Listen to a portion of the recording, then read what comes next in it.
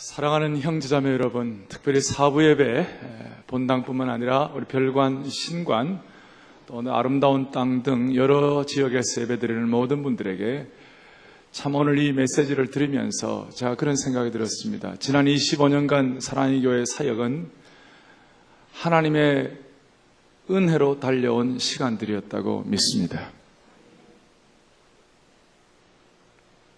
따라서 오늘 이 오후에 우리의 마음을 다하여 주님께만 영광을 돌리기를 바랍니다.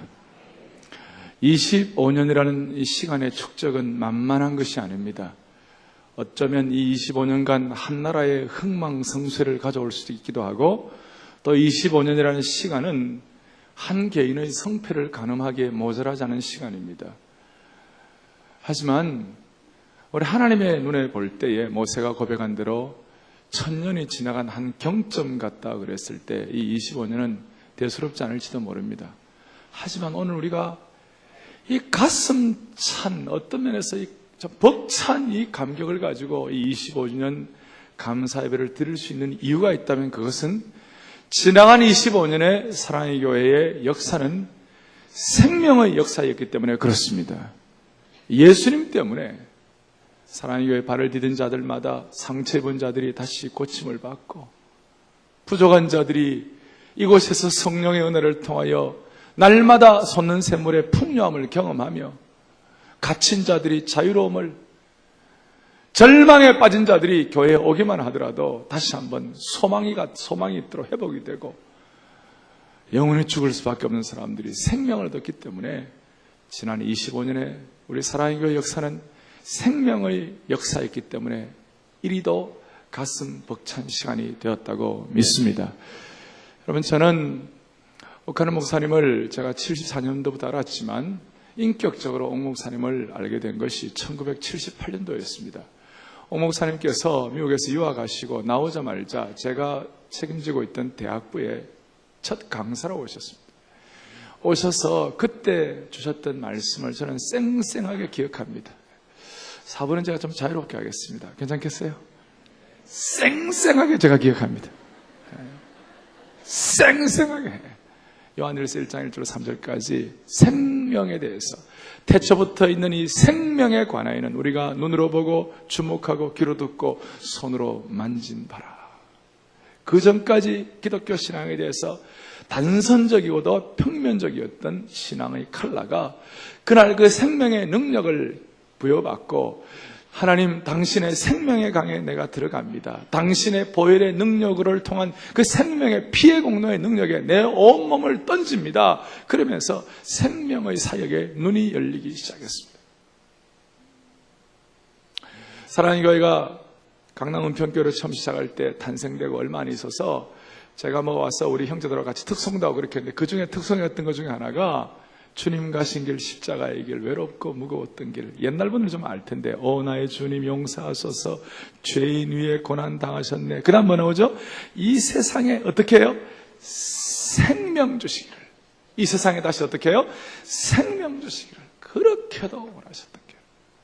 우리 주님은 우리에게 생명 주시기를 그렇게도 원하셨습니다. 그래서 지금까지 옥 목사님이나 또 저 자신도 마찬가지입니다만은 저의 사역의 중요한 결정 기준이 뭐냐면, 내게 있어서 이것이 얼마나 좋으냐 안 좋으냐, 내 스타일이냐 안 맞느냐, 우리 교단에 맞느냐 안 맞느냐, 나의 호불호에 의해서 결정되는 것이 아니라 여기에 생명이 있느냐 없느냐를 가지고 결단하는 거예요. 제가 어제 이 말씀 마무리를 하면서 우리 새벽 부흥회 요즘 게시판이 요즘 불났거든요. 알 사람만 알도다. 그 게시판에 불이 났는데, 그 게시판에 아주 내한테 아주 그냥 뭐라 그럴까요? 확 와닿은 글이 있었습니다. 452번인데 오늘 아침에 경험한 정말 신기한 이야기, 그 제목입니다. 어떤 아마 자매님 같은데, 새벽 4시 이전에 평소보다 20분 일찍 도착했지만 20분을 늦게 온 듯 많은 분들이 이미 달리기 시작했다. 본당을 향하여. 나 성벽을 향하여 본당을 향하여 달리기 시작했다. 주차장에 안전하게 주차하고 본당을 향해 달리기 시작하는데 앞에서 함께 달리는 두 젊은이의 대화. 야, 왜 뛰는데? 이 젊은이가 예수를 안 믿는 아이들이었던 것 같아요. 그러니까 흐느적거리며 술 먹고 있다가 사람들 막 뛰니까 그 다음 말들, 야, 왜 뛰는데? 그래, 그 다음 옆에 있는 그 친구가, 야, 이 자식, 나도 몰라. 그냥 사람들이 뛰니까 나도 뛰는 거야. 이어 도착한 본당 입구에서 그 두 젊은이는 멈추었고, 한동안 멍하니 무엇인가 이끌린 듯한 표정으로 수많은 성도들이 안으로 사라져가는 모습을 지켜보고 있었다. 새벽 기도가 끝날 무렵 오 목사님의 말씀이 나에게는 너무나도 크게 들렸다. 우리의 강력한 기도에 이끌려서 이 근처에 지나가는 사람들도 예수 믿고 변화되게 해 주옵소서. 이런 일은 이미 미국에서 이런 일을 경험하셨노라는 그 말씀을 들으며 나는 이미 그런 일을 보았다고 말하고 싶습니다. 정말 하나님의 은혜가 가득 찬 아침이었습니다. 여러분, 이게 생명의 역사입니다. 생명이 있으니 거기 어제 아침에는요 6,100명이 나왔어요. 여기 6,000명 들어갈 데가 어디 있습니까 지금?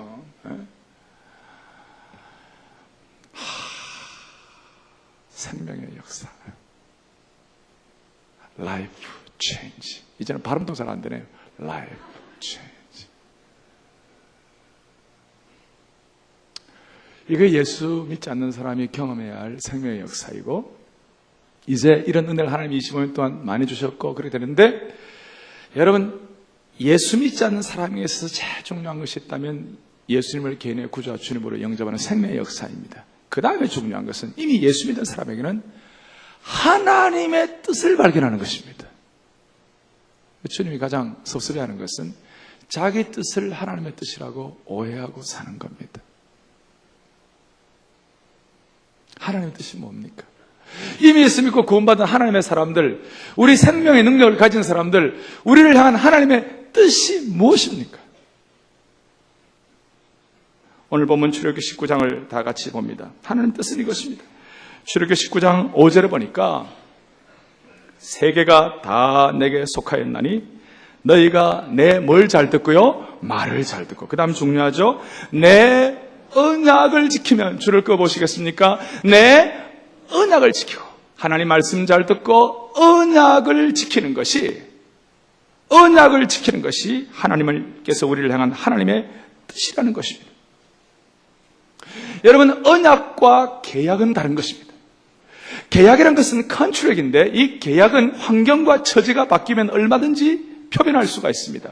그러나 이 언약이라는 것은 예수 그리스도의 보혈과 생명의 능력에 근거한 것이기 때문에 어떤 환경과 주의가 바뀌어도, 상황이 달라진다 할지라도 결코 변개할 수 없는 것이 하나님과 나 사이에 세워진 보혈의 언약이 되는 것입니다. 이 언약 사상에 근거하여 구약에 중요한 두 가지 언약이 있는데, 창세기 12장 1절부터 3절까지 보면 여호와께서 아브라함에게 이르시되 너는 본토 친척 아비 집을 떠나 내가 내게 지시할 땅으로 가라. 내가 너로 큰 민족을 이루고 내 이름을 창대케 하리니 너는 뭐가 되리라고요? 복의 근원이 될지니라. 지금 저희 교회식으로 말하면 축복의 근원이 될지니라. 너를 축복하는 자에게는 축복하고 너를 저주하는 자에게는 저주하리니. 그 다음 중요합니다. 땅의 모든 족속이 너를 인하여 복을 얻을 것이니라 하신지라. 하나님 우리를 불러주시고 우리에게 주신 생명의 은혜를 통한 무조건적인 unconditional covenant, 무조건적인 하나님의 언약이 무엇인가? 우리로 하여금 축복의 근원으로 불러주신 것입니다. 그렇다면 축복의 대상은 누굽니까? 우리 자신이 아니라 땅에 있는 모든 족속들, 쉽게 말하면 우리의 이웃이 우리를 통하여 복을 받아야만 됩니다. 이것이 하나님과 나 사이에 있는 무조건적인 언약입니다. 그런데 이스라엘 사람들이, 아브라함의 후손들이 이 내용을 다 이해를 못했어요. 그래서 하나님께서 다시 한번 출애굽기를 통하여 오늘 이 말씀 가운데 출애굽기 전체의 주제인 19장 4절부터 6절을 통하여 우리에게 뭘 말씀합니까? 6절에 이와 같이 나와 있습니다. 너희가 내게 대하여 무슨 나라가 된다고요? 제사장 나라가 되라 그랬어요. 너희가 내게 대하여 제사장 나라가 되라. 이거는 조건적인 언약인데 앞에 있는 말씀을 중심으로 해서 하나님께서 우리에게 뭐라고 말씀하셨냐? 너희가 내게 대하여 창세기의 축복의 근원에 하나님께서 출애굽기에서는 제사장 나라가 되라고 말씀하십니다. 여러분, 제사장은 누굴 위해 삽니까? 제사장은 자기 자신의 배만 두드리고 사는 것이 아닙니다. 제사장은 하나님과 그 다음에는 땅에 있는 모든 백성들을 위하여 사는 것입니다. 그것이 제사장인 것입니다. 자기 자신을 위해 사는 것이 아니라 하나님과 백성입니다. 하나님께서 하나님의 뜻을 이루기 위하여 우리에게 이런 언약을 주셨습니다. 이것이 신약에 계속 이어져서 마태복음 28장 19절 20절에 그러므로 너희는 가서 모든 뭐로요? 족속으로 뭘 삼으라고요? 제자를 삼으라. 이것이 창세기 12장의 무조건적인 하나님의 언약의 신약의 재해석입니다. 출애굽기 19장에는 너희가 내게 대하여 제사장 나라가 되라는 하나님의 조건적인 언약의 이 말씀은 베드로전서 2장 9절 10절에 있는 것처럼 너희는 택하신 족속이요 거룩한 나라요 그의 소유된 백성이요 그 다음 뭐죠? 너희가 왕같은 제사장이라. 신약의 재해석이 되었습니다. 따라서 이 언약의 말씀을 우리의 삶 가운데서 펼치는 것이야말로 은총의 통로로 축복의 근원으로 제사장 나라로 펼치는 거야말로 우리의 생애를 향하신 우리에게 생명 주신 그 하나님의 뜻을 실천하고 사는 것입니다. 구체적으로 어떻게 이 뜻을 실천하고 살겠습니까? 출애굽기 19장 4절에 이와 같이 나와 있습니다. 나의 애굽 사람에게 어떻게 행하였음과 내가 어떻게 독수리 날개로 너희를 업어 내게로 인도하였음을 너희가 보았느니라. 하나님께서 이스라엘 민족에게 과거에 어떤 일을 행하셨는지를 정확하게 살피고 그것을 적용하면 하나님의 언약과 하나님의 뜻을 우리의 삶에 실천할 수가 있다는 것입니다. 그래서 하나님께서 이스라엘 민족을 향하여 크게 세 가지 기회를 주셨습니다. 이 언약이 이루어질 수 있도록. 먼저는 출애굽의 사건을 통하여 하나님의 자녀됨을 하나님이 선포하셨습니다. 하나님께서 이스라엘 백성들을 불가능한 가운데서 남들이 볼 때는 도저히 안 된다고 하는 그 바로왕의 압제로부터 하나님께서 출애굽하게 하시고 홍해를 건너게 하셨습니다. 그 출애굽기 9장 13절부터 11절까지 앞에 9장 16절에 보면 내가 너희를 홍해를 건너게 하고 출애굽하게 한 이유가 뭐냐? 이는 너희로 하여금 너희뿐만 아니라 땅에 있는 모든 족속들이 하나님의 능하신 손을 경험하기 위해서 하나님께서 이렇게 허락하신다. 이렇게 말씀하셨어요. 동시에 두 번째 하나님이 행하셨던 일이 무엇이었냐면 광야 생활 40년을 다 지나고 난 다음 이스라엘 백성들을 요단강을 건너 가나안 땅에 들어가게 하십니다. 가나안 땅에 여호수아를 통해서 들어가게 하시는데 여호수아 4장 23절 24절에 보면 너희로 하여금 요단강을 홍해를 마르게 함과 같이 마르게 하셔서 가나안 땅에 들어가게 하시는데 그 이유가 뭐냐? 온 천하에 하나님의 하나님 되심을 선포하고 너희 자신만을 위해 살지 말고 하나님의 능력을 하나님이 하나님 되심을 통하여 사람들이 주님 앞에 돌아올 수 있도록 너희들 축복의 근원 되기 위하여 요단강을 마르게 하시고 가나안을 건너게 하셨다. 이렇게 나와 있어요. 한 걸음 더 나아가 이스라엘 민족들을 잘 그 당시에 유럽과 아시아와 아프리카, 그 당시에는 무슨 아메리카도 없었고 뭐 없었잖아요. 그 아시아와 아프리카와 그 다음에 뭐죠? 유럽의 목젖과 같은 제일 센터에다가 이스라엘 민족의 지리적 위치를 점하게 하심으로 말미암아 이스라엘 민족에게 무슨 일 하나 일어나면 전 세계 파발마처럼 퍼질 수 있도록 그렇게 하나님께서 기회를 주셨습니다. 오늘 것을 우리가 적용할 수 있습니다. 우리 자신도 마찬가지입니다. 고린도 교회를 향하여 바울이 말한 대로 뭐라고 얘기했습니까? 우리를 홍해를 건너게 하신 것이 뭐냐? 우리가 똑같이 세례를 받아 한 세례를 받아 우리가 홍해를 건넌 것 같이 마귀의 압제하에 있던 우리들이 예수 믿고 구원받았다. 할렐루야. 동일합니다. 두 번째로 이스라엘 백성들이 가나안에 들어가듯이 우리는 어떻게 됩니까? 지나간 25년 동안 제자훈련 사역을 통하여 예수님 닮아가는 이 사역을 통하여 영적으로 성숙한 어떤 경지에 들어갈 수 있도록 하나님 우리에게 놀라운 인도를 해주셨습니다. 한 걸음 더 나아가 우리가 속한 이 교회는 소위 한국의 강남 1번지라는 데에 있습니다. 한국의 삶과 문화의 가장 중심지라고 말할 수 있는 1번지에 저희들이 있게 한 것입니다. 왜 우리로 하여금 이 강남 1번지에서 이렇게 복닥거리면서 우리 교회 큰 교회인데 지금 이 강당이 크잖아요. 그런데 새벽 부흥에 오시는 분들이 하도 새벽 3시 50분에 와야 들어오니까 어떤 분이 올랐어요. 코딱지만한 본당 그려놨어요. 기도 안 차요, 정말. 여러분, 그렇게 느낄 정도로 사람들이 이렇게 이와 같이 이렇게 모이는 이유가 무엇이에요? 오늘 정말 1, 2, 3, 4, 5 구름처럼 모이고 있습니다. 우리가만 잘 되라고요? 우리만 잘하라고요? 천만의 말씀이에요. 뭐예요? 땅의 모든 족속이 하나님을 경외할 수 있도록 하시겠어요? 땅의 모든 족속에게 하나님의 하나님 되심을 선포할 수 있도록.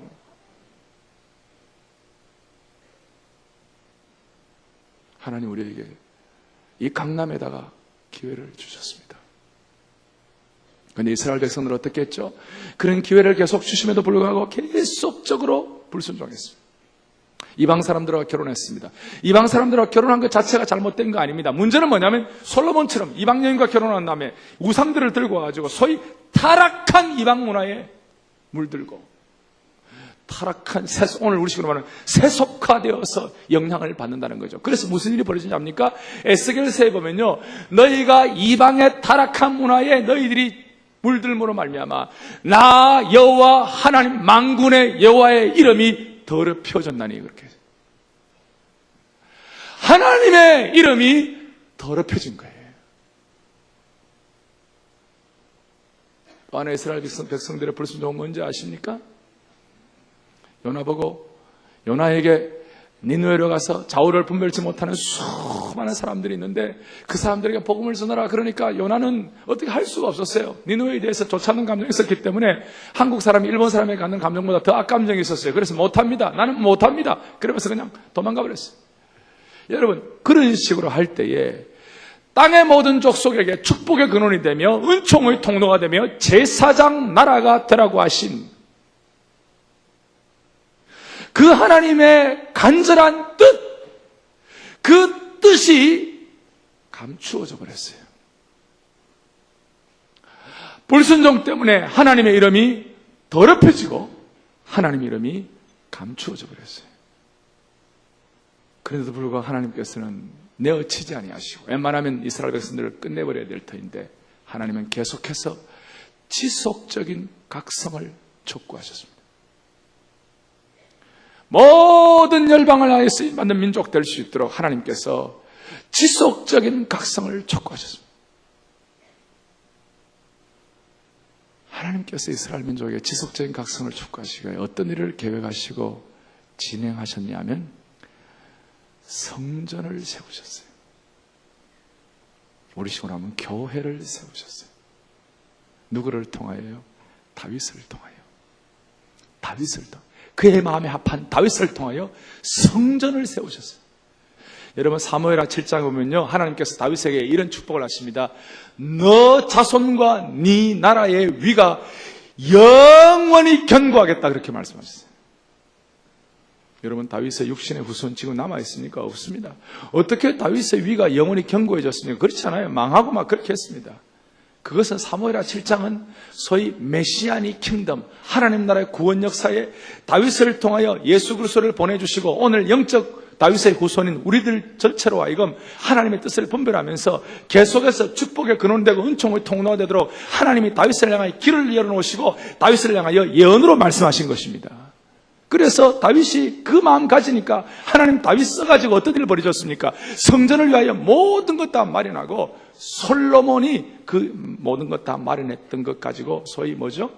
이렇게 다 이렇게 준비된 걸 가지고 뭡니까? 이렇게 만든 걸 뭐라 그럽니까? 예?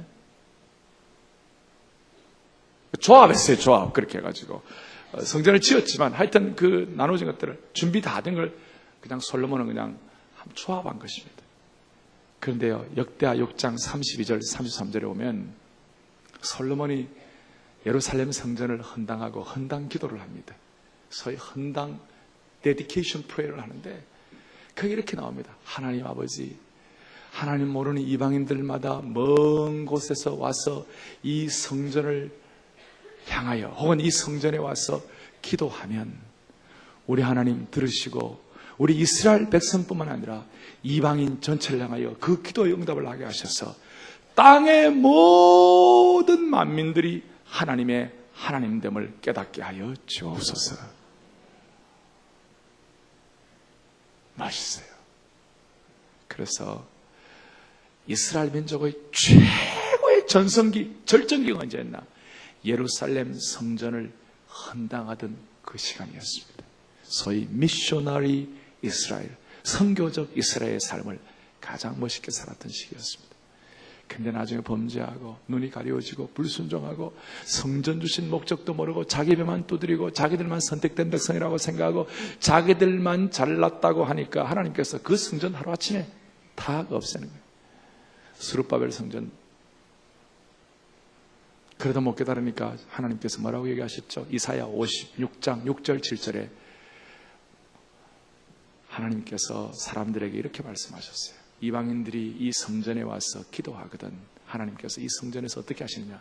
내 집은, 이사야 56장 7절에 내 집은 만민이 기도하는 집이라. 기억나십니까?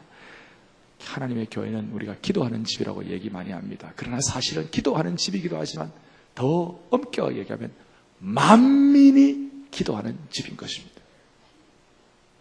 축복의 근원, 은총의 통로, 제사장 나라가 되어서 만민이 기도하는 집이 되는 것입니다.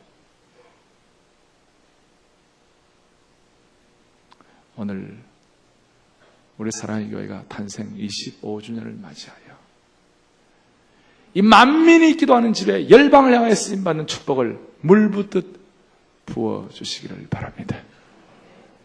만민이 기도하는 집에 이 귀한 역할을 하기 위하여 사랑의 교회는 국제제자훈련원을 세웠습니다.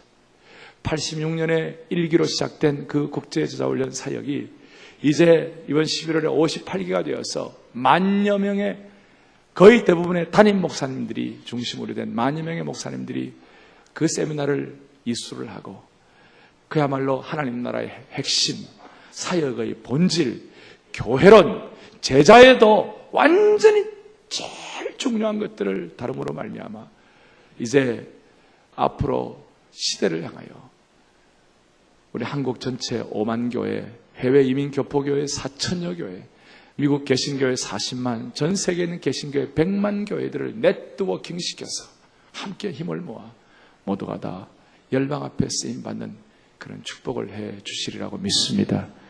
말씀을 마무리하겠습니다.